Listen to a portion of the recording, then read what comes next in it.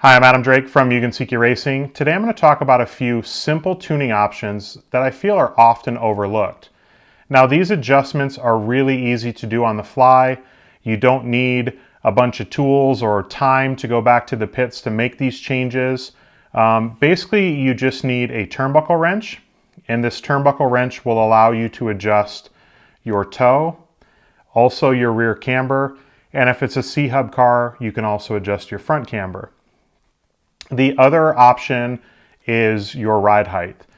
No special tool needed. Your pit guy or mechanic can make the adjustment on the fly. Just pull it in the pits, make a quick adjustment, and send it back out.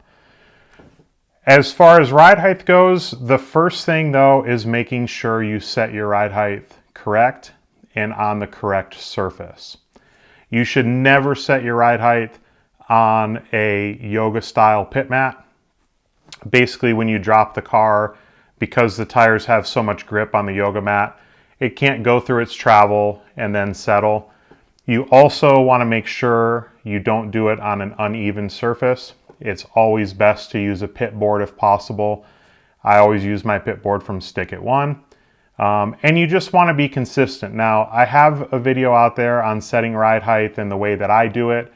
But the big thing is you want to make sure you hit the track with your ride height consistent. So find a way that works for you for setting your ride height and just make sure it's consistent and you do every time before you go out on the track.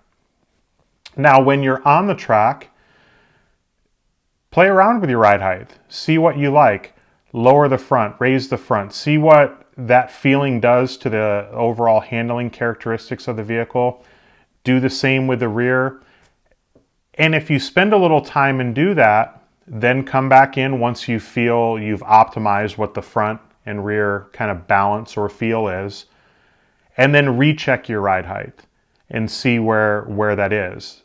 And then maybe that becomes your new standard for your ride height.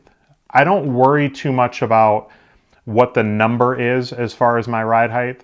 What I'm concerned with is what works best for me on the track. So just because everyone normally runs 25, 26, and you like 23, 25, that's fine. Find, again, what works best for yourself.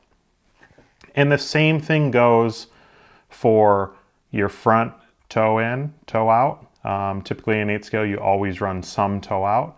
And again, I don't worry about the number or the amount of toe out. I worry about how it feels best for me on the track. So if you can get your buddy or pit guy to come up during one of your practice runs, run 2 or 3 laps, come in, have them make an adjustment.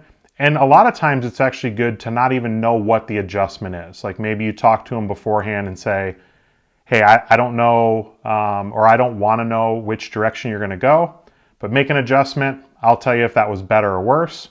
If it was better, come back in, go a little bit more.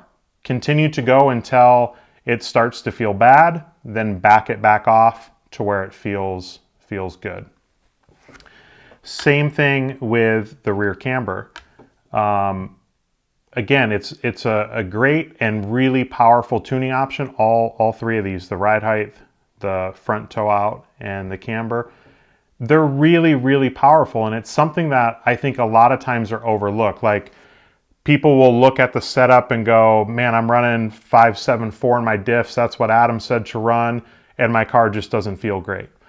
But then you bring the car to me and I look at it and your toe's way off, or your ride height's way off, or the camber. They're really, really critical things to help make your car and complete that whole setup. So if you drive someone's car and you really like it and you want to duplicate their setup, just make sure to not overlook those little things because they are very powerful tuning options that can help make your vehicle easier to drive and also more consistent and fast lap times.